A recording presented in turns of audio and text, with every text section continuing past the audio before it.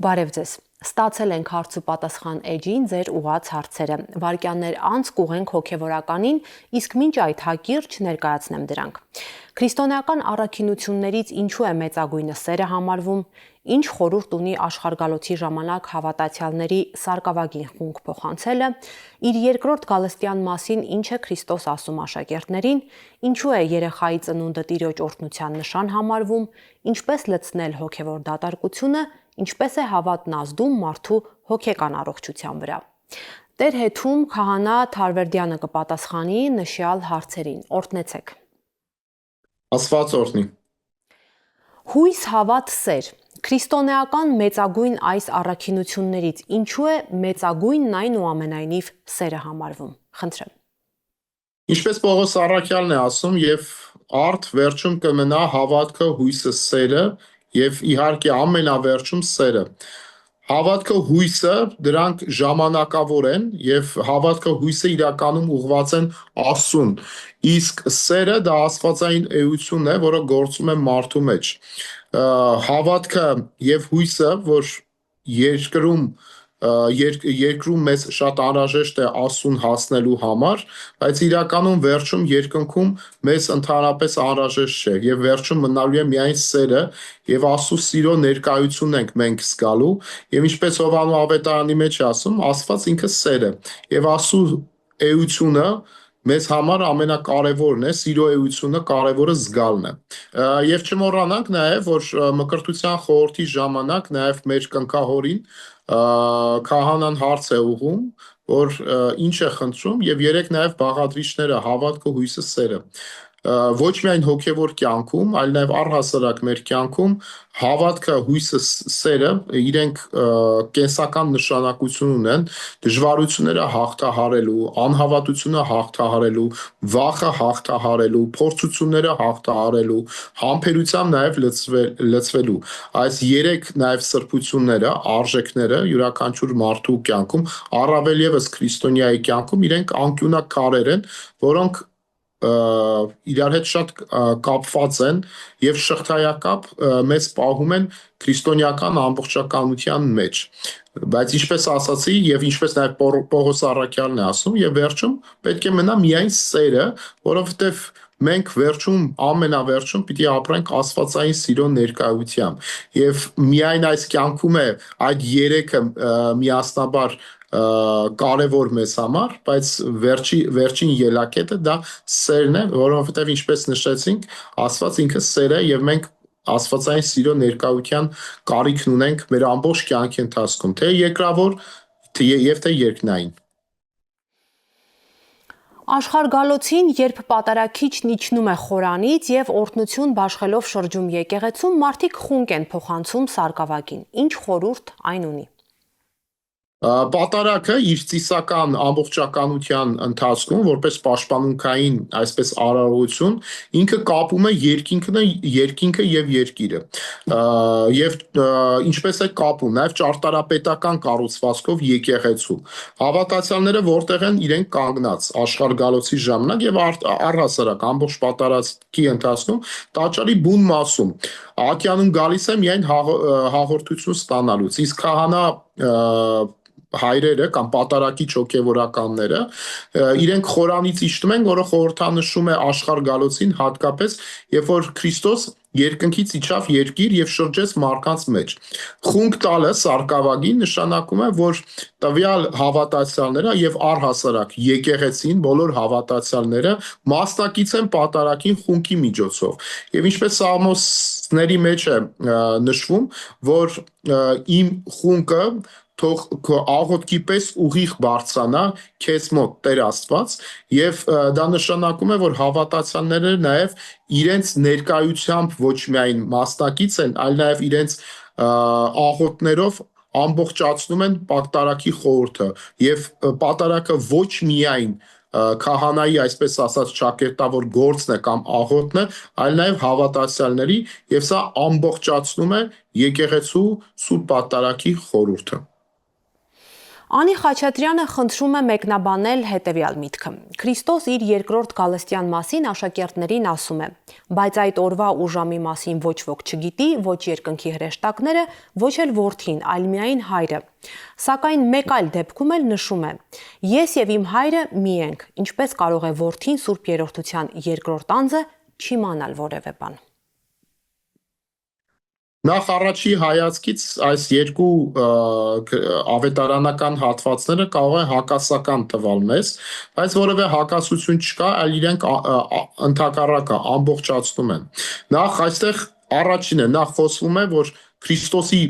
աստվածային բնության մասին, որ Քրիստոս կատարյալ աստված էր, երկրորդը խոսում է արդեն Քրիստոսի երկրորդ բնության, մարդկային բնության մասին։ Եվ Քրիստոս երբ որ ասում է, որ ինքը իրեն հայտնի չէ, որ ոչ ժամը, ոչ օրը, խոսում է այստեղ մարդկային բնության մասին, որ իր գործառույթը չէ իմանալու համար։ Ոչ թե ինքը չէր կարող իմանալ, ոչ, ինքը կարող է իմանալ, բայց իր գործառույթը չէ, որովհետև ապրելով երկրի վրա այդ շրջանում Քրիստոսը նաև իր մարդկային բնությամբ էր մարդկանց հետ շփվում, բայց դա չի նշանակում հակասություն կա, որ Քրիստոս Աստծու հետ, Հայր Աստծու հետ ինքը նույն բնությունը չունի։ Մենք հավատում ենք Սուրբ Երրորդությանը եւ Հայրը, Որդին եւ Սուրբ Հոգին իրենք եռամիասնություն են, մի բնություն են եւ իրենք համագոյակից են եւ մեր մոտ ստորադասված կամ սուբորդինացիա չկա երեք անձերի միջև։ Պարզապես այս հատվածում Քրիստոս իր մարդկային բնությամբ ասում է, որ Որդուն հայտնի չի, միայն Հորն է հայտնի, բայց դա չի նշանակում, որ Որդին պակասա հորից։ Պարզապես այստեղ իր գործառույթը պետք չէր, որպեսզի ցույց տար, այլ իր մարդկային բնությամբ է խոսում մարդկանց հետ։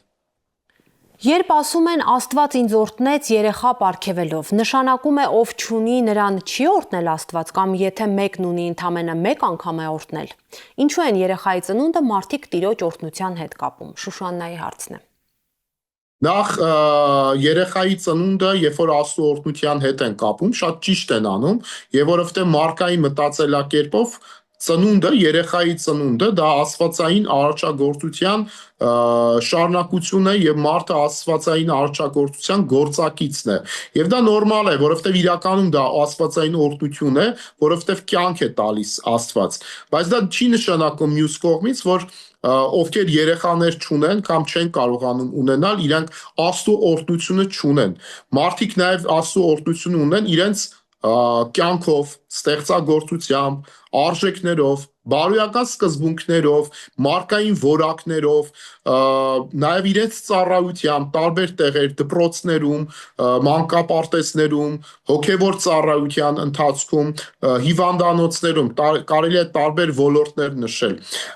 Պարզապես այստեղ մարդկային նաև մտածելակերպ կա, ժողովրդական, այսպես նաև խոսքեր կան, որը նշանակում է, որ իրապես երեխա ունենալը Աստծո օրհնություն է, ստանալը, որովհետև մարդը գործակիցն է արարչագործության, բայց այն մարդիկ, որ ինչ-ինչ պատճառներով, առողջության պատճառով կամ տարբեր խնդիրներից ելնելով չեն կարողացել երեխաներ ունենալ կամ մեկ երեխա են ունեցել եւ մեկ երեխայով կարող են ասել կամ մտածել, որ իրենք մեկ անգամ են օրհնված, ամենևին այդպես չէ։ Աստծո օրհնությունը տարբեր կերպ է մարդկանց վրա հեղվում Սուրբ Հոգու կողմից եւ մարդիկ պարզապես պետք է այդ օրհնությունը ճիշտ գնահատեն եւ ճիշտ հասկանան որն է եւ ճիշտ նաեւ օգտագործեն։ Բայց նաեւ մարդ կարող է օրհնություն ստանալ Աստծուց երեխա ունենալով, բայց այդ օրհնությունը նաեւ կորցնելով, որովհետեւ կարող է նաեւ լավ հայր կամ մայր չդառնա եւ այդ ընտանիքը ինքը ճիշտ սկզբունքներով, ճիշտ հոգեվոր ազգային արժեքներով չմեծացնի եւ այդ ընտանիքը նաեւ իրենց ոչ նրբանկատությամբ, ոչ ուշադրությամբ այդ զավակները կարող է նաև օրհնությունից կտրվեն, ոչ ճիշտ շրջապատում կամ ոչ ճիշտ կրթություն ստանալով կարող է նաև իրենց ընտանիքի համար այսպես բերեն որովայնի չորացում։ Հետևաբար օրհնությունը ինքը բազմաշերտ է, բազմաբնույթ է եւ պետք է հասկանալ ինչպես դա պետք է օգտագործել եւ Աստծո օրհնությունը շնորհից երբեք չկտրվել։ Ինչ խորհուրդ կտաք այն մարդկանց, ովքեր զգում են հավատքի կորուստ կամ հոգևոր դատարկություն։ Ես կարծում եմ յուրաքանչյուր մարդ, յուրաքանչյուր քրիստոնյա դա զգում է ինչ որ տարիքում, ինչ որ շրջանում եւ դա բնական է, որովհետեւ բնության մեջ է կան տեղատվության եւ մակընթացությունների շրջան եւ դա ինչ որ չափով յուրաքանչյուր մարդու հոգևոր աճի ինչ որ մի էտապ է կամ աստիճան է եւ նմանատիպ այսպես ասած շրջաններ, որ մարդը սկսում է ապրումներ ունենալ դատարկության կամ հուսահատության, մարդը պետք է սկսի համբերությամբ լցվել, խաղաղությամբ լցվել, դիմի հոգևորականին, աղոթներից երբեք չհրաժարվի, նույնիսկ շատ նեղսրտված լինի եւ դատարկությամբ լեցուն լինի, նույնիսկ ավետարանը պետք գլուխ կարդա, աղոթքը միշտ պահի եւ վստահ եմ, որ այդ դատարկությունը ինքը ստինքյան, ինքը կլցվի։ Լինում են պահեր, որ այդ դատարկությունը լցվում է նաև աղբով եւ մեր հոգին եւ ինչու՞ չէ նաև մարմինը ինքը պղտորվում է եւ մենք յուրաքանչյուրս կորցնում ենք մեր այսպես ասած ուղեգծից այդ շրջանը կամ այդ պահը երբ որ մեր յուրաքանչյուրի կյանքում մոտենում է, պարզապես պետք է ամենաառաջինը խաղաղությամբ եւ համբերությամբ տանենք։ Եվ ամեն ինչ կանցնի եւ մեր կյանքում կսկսվի հոգեվոր վերածնունդի նոր շրջան։ Եվ ընթերցեմ վերջին հարցն այսօրվա հաղորդման։ Լուսինեին հետաքրքրում է ինչպես է հավատը ազդում մարդու հոգեկան առողջության վրա եւ նաեւ ինչ դեր կարող է ունենալ հոգեվորականը հոգեբանական ճգնաժամերին։ Շատ լավ հարց է, նախ նշեմ, որ յուրաքանչյուր հոգևորական ինքը արդեն իսկ հոգեբան է, կարող է մասնագիտական հմտություններին շատ չտիրապետի, բայց մարդկանց հետ շփվելով արդեն գիտի մարդկանց կարիքները եւ կարող է ճիշտ խորհուրդներ տալ յուրաքանչյուր հոգևորական։ Եթե իր կարիքները, այսպես ասած, չի բավարարում կամ իր մասնագիտական հմտությունները չի բավարարում, հոգևորականը զգալով յուրաքանչյուր անձի, այսպես ասած, բացը կարող է նաև ուղղորդել հոգեբանի մոտ, որը որևէ խնդիր չէ։ Հոգեբանները նաև մեր կյանքում իրենք կարևոր դեր են տանում եւ շատ լավ մասնագիտացված եւ շատ լավ կրթված հոգեբաններ են այսօր աշխատում եւ հոգեվորականը պետք է նաև ամբողջ իր այսպես ուսերին չվերցնի տվյալ անձի խնդիրները, եթե կարողանա հոգևոր առումով ճիշտ ուղղորդել եւ պետք է որ ճիշտ ուղղորդել, ստանձնում է այդ պարտականությունները։ Իսկ եթե տեսնում է, եթե իր ուժերը չի բավականացնում, արդեն լուրջ միջամտություն է պետք հոգեբանի, կարող է հոգեվորականը ուղղորդել, որպեսզի ինքը դիմի, տվյալ անձը դիմի հոգեբանի։ Բայց նաև կարևոր է, որպեսզի հոգեվորականը ամենաառաջինը տվյալ հավատացյալին, կամ նույնիսկ եթե հավատացյալ չի, պարզապես մի մարդ խնդրանքով է եկել հոգեբանական, առաջինը որպեսզի խաղաղեցնի, շատ ուշադիր լսի, միանգամից պատասխաններ չտա, լռությամբ եւ ամենակարևորը խաղաղությամբ տվյալ անձին մոտենա եւ երկրորդ կարգը, որ տվյալ անձին խաղաղեցնի։ Խաղաղությունը շատ կարևոր բան է մեր կյանքում եւ Ավետարանի մեջ խաղաղության մասին Քրիստոս շատ է խոսում։ Մեր պայքարը, հոգեվոր պայքարը հետևյալի համար է, որպեսզի յուրաքանչյուր մարդ ինքը խաղաղություն ձեռք բերի։ Եվ պատահական չի, որ Մատթեոսի ավետարանի մեջ 5-րդ գլխում լեռան քարոզի մեջ Քրիստոս ինչ է ասում, ասում է երանի խաղարարներին, որովհետև նրանք Աստծո որդիներ կկոչվեն։ Մարդը երբ է ընկնում մեղքի մեջ, երբ որ ինքը խաղաղությունն է կորցնում։ Արցախյան 44-օրյա պատերազմից հետո յուրաքանչյուր համայնքում շատ հոգևորականներ պատերազմից եկած զինվորների հետ են աշխատում, նույնպես ես եմ աշխատում, որոնք պարտությունից հետո զոհեր շատ տեսնելուց, մահեր տեսնելուց հետո ունեն նաև հոգեբանական խնդիրներ եւ մենք աշխատում ենք, որպեսզի իրենց խաղաղեցնենք։ Երկրորդը այն ծնողները, ովքեր իրենց զավակներին են կորցրել, մենք աշխատում ենք, որպեսզի այդ ծնողները հույսով լցվեն,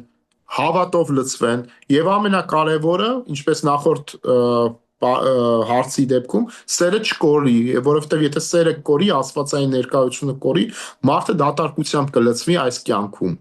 Եվ մենք աշխատում ենք նման ծնողների հետ, նման զինվորների հետ, մեր համայնքում անձնապես ես, որպեսզի կարողանան իրենց աստվածային նմանությանը եւ պատկերին վերադառնան։ Շնորհակալ եմ Տերեր, տեսակապի մեր օգտատերերի հարցերին պատասխանելու համար։ Տեր հետում Քահանա Թարվերդյանն էր միացել մեզ, իսկ մենք կհանդիպենք հաջորդ կիրակի։ Հաջողություն։